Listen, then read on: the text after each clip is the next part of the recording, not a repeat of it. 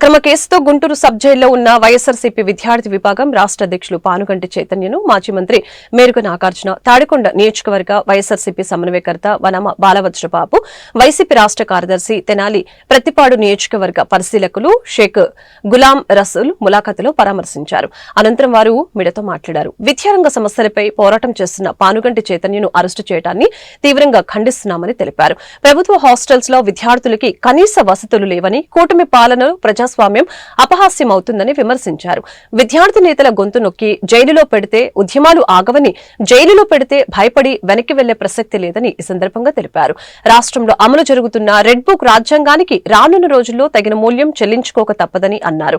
కూటమి కృత్యాలకు, అన్యాయాలకు ప్రాయశ్చిత్తం అనుభవించక తప్పదని హెచ్చరించారు. తీవ్రంగా ఖండిస్తా ఉన్నాం. ఈరోజు గుంటూరు జైల్లో వారిని నాతో పాటు తాడికొండ సమన్వయకర్త డైమండ్ బాబు గారు, అలాగే పార్టీ కార్యదర్శి రసూల్ గారు వెళ్లి ములాఖతులో వారిని పరామర్శించడం జరిగింది. వారు చేసినటువంటి తప్పు ఏంటి? ఈ రాష్ట్రంలో విద్యార్థుల యొక్క ఇక్కట్లు, బాధలు, వ్యతలు, కష్టాలు చూడండి అయ్యా.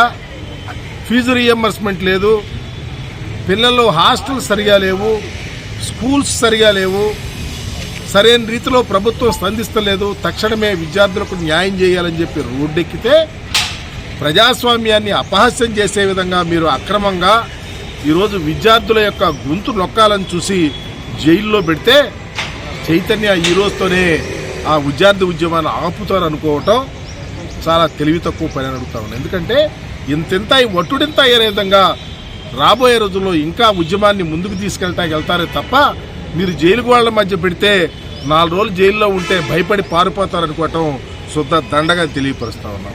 ఈరోజు ఒక్కటి కాదు, ఒక ప్రక్క విద్యార్థుల్ని మోసం చేసి విద్యార్థులకు చేయాల్సినటువంటి కార్యక్రమాలు చేయకుండా అడుగుతా ఉంటే గొంతు నొక్కి ప్రజాస్వామ్యాన్ని అపహాస్యం చేసి రాజ్యాంగ విలువలను కాలరాస్తూనే ఒక ప్రక్క దాడులు, అఘాయిత్యాలు చేయిస్తూ ఉన్నారు. మాతో పాటు శాసనసభ్యుడు, మా పార్టీ జిల్లా అధ్యక్షుడు, సుదీర్ఘ రాజకీయ అనుభవం, 5 సార్లు ఎమ్మెల్యే అయ్యాడు, విప్పుగా పనిచేశాడు.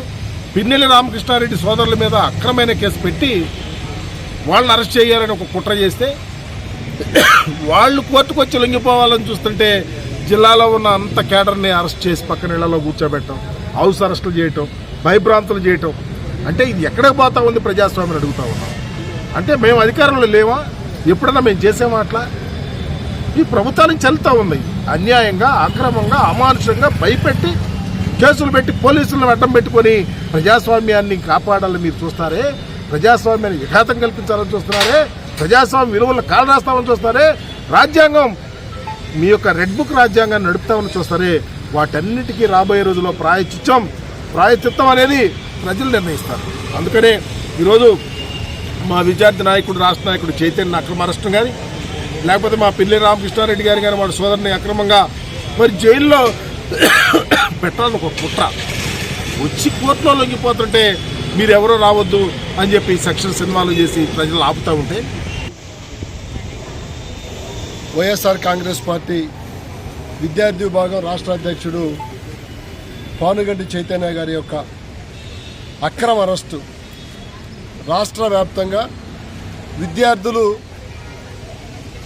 వారి సమస్యల పట్ల ఈ కూటమి ప్రభుత్వం 20 నెలల నుంచి ఏ విధంగా విద్యార్థులకు సంబంధించినటువంటి ఒక ఫీజు రియంబర్స్మెంట్ కావచ్చు, అనేక రకాలైనటువంటి విద్యార్థుల సమస్యల మీద పోరాటం చేస్తున్నటువంటి వైఎస్ఆర్ కాంగ్రెస్ పార్టీ విద్యార్థి విభాగాన్ని అణచివేయాలి, అనగదొక్కాలి అనేటువంటి ఒక ఆలోచనతో ఎప్పుడు కూడా గత చరిత్రలో ఎప్పుడు చూసుకున్నా కూడా రాజకీయాల్లో స్టూడెంట్స్ వింగ్ని ఏ రాజకీయ పార్టీలు కూడా నిర్లక్ష్యం చేసేవి కాదు. వాళ్ళ పోరాటాలని ఎంతో కొంత ఎంకరేజ్ చేస్తూ ఉండే, ఎందుకంటే ప్రజా సమస్యల మీద కాబట్టి.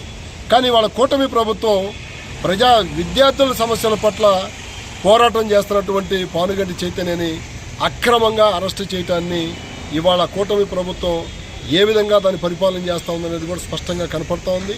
మరోపక్క మాచర్ల ఎమ్మెల్యే, మాజీ ఎమ్మెల్యే పిన్నెల్లి రామకృష్ణారెడ్డి గారు ఇవాళ అసలు ఆయనకి సంబంధం లేని వ్యవహారాల్లో కూడా ఎక్కడో తెలుగుదేశం పార్టీకి సంబంధించిన వ్యక్తులు జరిపినటువంటి హత్యాకాండలో కూడా ఇవాళ అటువంటి వ్యక్తుల్ని మాజీ శాసనసభ్యుడు అంటే వైఎస్ఆర్ కాంగ్రెస్ పార్టీలో క్రియాశీలకంగా పనిచేసేటువంటి ప్రతి ఒక్క వ్యక్తిని కూడా అణచివేసే ధోరణితోటి కూటమి ప్రభుత్వం వ్యవహరిస్తున్న తీరు ప్రజలు మొత్తం కూడా స్పష్టంగా గమనిస్తూ ఉన్నారు.